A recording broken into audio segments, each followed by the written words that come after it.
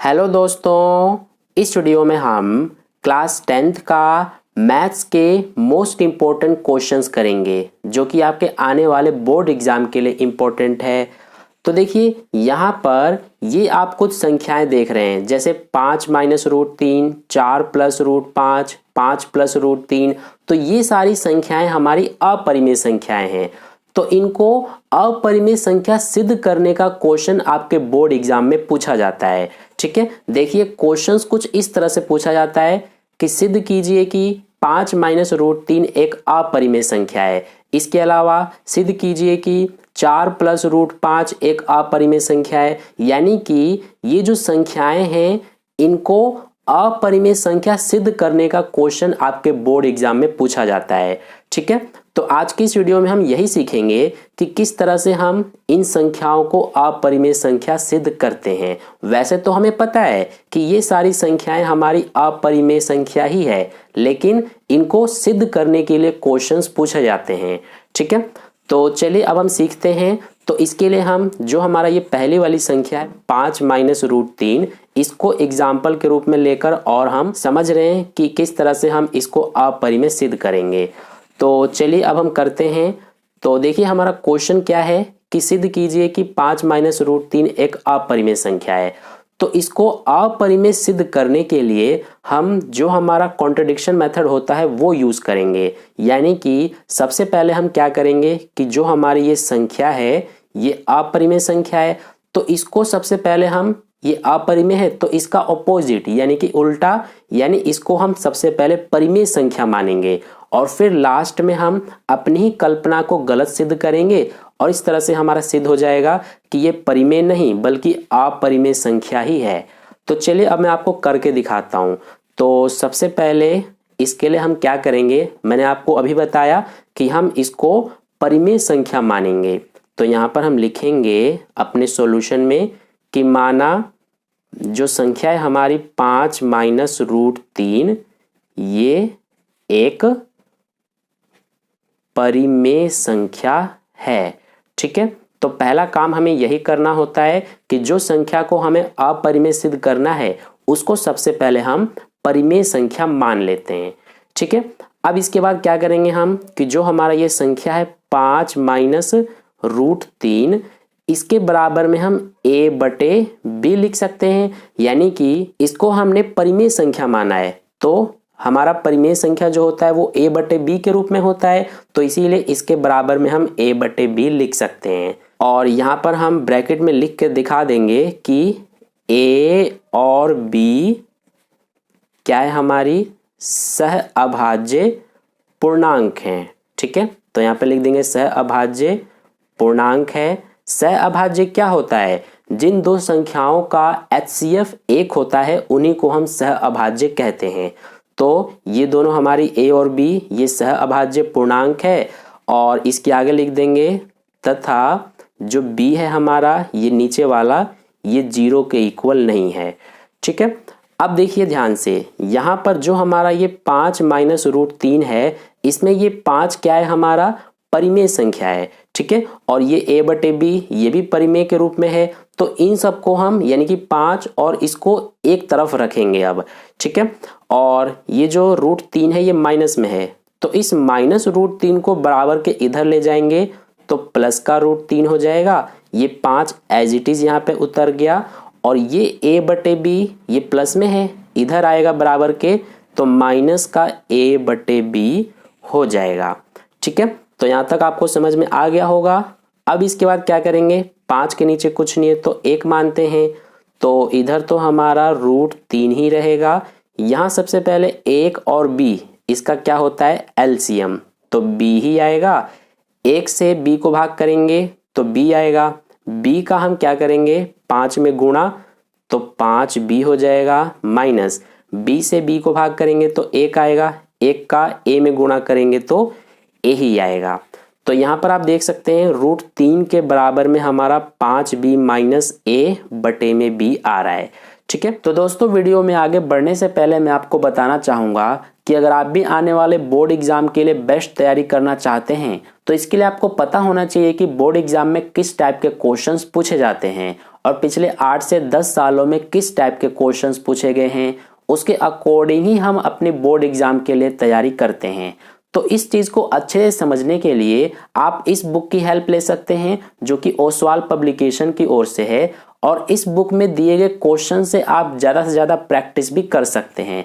तो ये बुक आपको CBSE last 10 years solve papers के नाम से मिल जाएगी, ठीक है।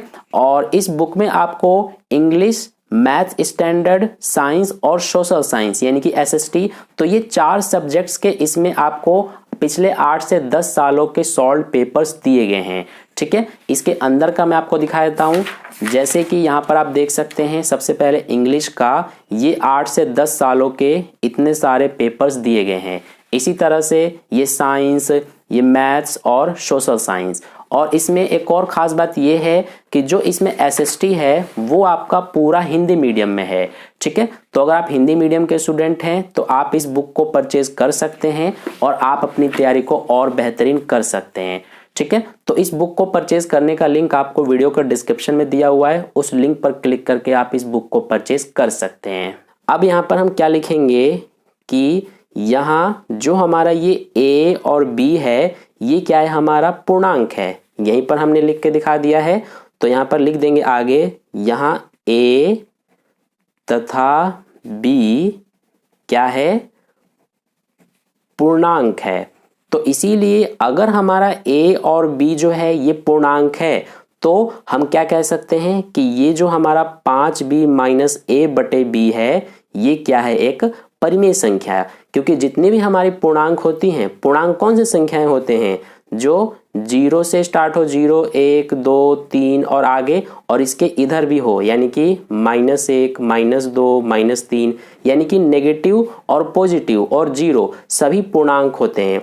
तो पूर्णांक हमारे परिमेय संख्या ही होती हैं। तो इसीलिए A और B हमारी पूर्णांक हैं। तो हम क्या कह सकते हैं, यहाँ पर लिखेंगे, इसलिए जो हमारा ये 5B माइनस A बटे B है ये क्या है, एक परिमेय संख्या है। तो यहाँ पर लिख देंगे एक परिमेय संख्या है, ठीक है। तो अगर हमारा ये वाला परिमेय संख्या है तो इसके बराबर में जो ये √3 है ये भी परिमेय संख्या होना चाहिए। तो इसीलिए यहाँ पर हम लिख देंगे कि अगर हमारा ये परिमेय संख्या है तो इसीलिए जो √3 है, √3 भी एक परिमेय संख्या हो जाएगा। तो लिखेंगे √3 भी एक परिमेय संख्या है। तो देखिए √3 भी हमारा परिमेय संख्या है, लेकिन जैसा कि हमें पता है कि √3 हमारा परिमेय संख्या नहीं बल्कि अपरिमेय संख्या होता है। तो आगे हम इसके लिख देंगे जो कि असत्य है। क्या असत्य है कि √3 भी एक परिमेय संख्या है जो कि असत्य है, यानी कि √3 हमारा अपरिमेय होता है। तो इसीलिए यहाँ पर हम लिखेंगे कि हमने यहाँ पर क्या लिखा है कि √3 भी एक परिमेय संख्या है जो कि असत्य है। इसका कारण लिखेंगे हम, क्योंकि हम जानते हैं कि, क्या जानते हैं कि √3 एक अपरिमेय संख्या है, ठीक है। तो इसी को लिख देंगे कि √3 एक अपरिमेय संख्या है। तो अगर हमारा √3 एक अपरिमेय संख्या है तो इस तरह से जो हमने कल्पना किया था कि हमारा 5 माइनस √3 ये एक परिमेय संख्या है, तो ये कल्पना हमारी गलत सिद्ध हो जाएगी, ठीक है। तो इसीलिए यहाँ पर हम आगे लिखेंगे, तो हमारी कल्पना गलत है कि हमने क्या कल्पना किया था कि 5 माइनस √3 एक परिमेय संख्या है, ठीक है। तो यहाँ पर लिख देंगे परिमेय संख्या है। तो अगर हमारा ये जो हमने कल्पना किया था कि 5 माइनस √3 एक परिमेय संख्या है, तो ये कल्पना हमारी क्या है, गलत है। तो अगर ये परिमेय संख्या नहीं है तो ये क्या होगी, अपरिमेय होगी। तो यहाँ पर लिख देंगे अतः 5 माइनस √3 एक अपरिमेय संख्या है, ठीक है। तो इस तरह से हम सिद्ध करते हैं कि जो हमें अपरिमेय संख्या दिया गया होता है उसको किस तरह से हम अपरिमेय संख्या सिद्ध करते हैं। आई होप आपको अच्छे से ये समझ में आ गया है। अब देखिए ध्यान से, जैसे इसको मैंने यहाँ पर अपरिमेय संख्या सिद्ध किया है, इसी तरह से ये वाला भी क्वेश्चन है, यानी कि इसी के जैसा ये वाला भी है, ये भी और ये भी, यानी कि ये सारे एक जैसे क्वेश्चन ही हैं। ठीक है, तो जिस तरह से जो जो स्टेप्स मैंने इसमें यूज किए हैं वही सारे स्टेप्स आपके इन सभी को अपरिमेय सिद्ध करने के लिए भी यूज किए जाएंगे। ठीक है, तो इन सभी को आप खुद से ट्राई करना। मैंने आपको ये वाला करके दिखा दिया है, ये सारे बिल्कुल सेम है, बस इसमें माइनस लगा है, इसमें प्लस लगा है और कोई भी चेंज नहीं है। ठीक है, तो इन सभी को आप खुद से कर लेना। आई होप आपको ये अच्छे समझ में आ गया है क्वेश्चन कि किस तरह से हम इसको अपरिमेय संख्या सिद्ध करते हैं।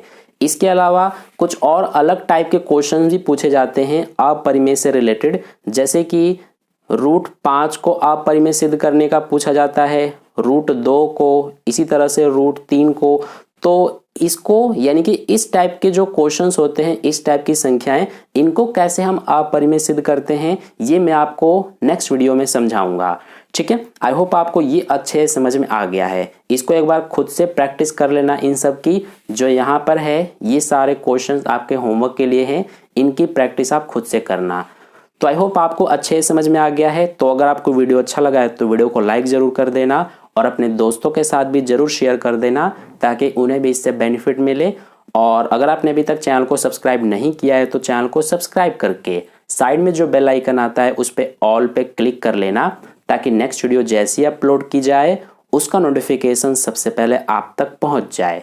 तो फिर मिलते हैं नेक्स्ट वीडियो में, तब तक के लिए धन्यवाद।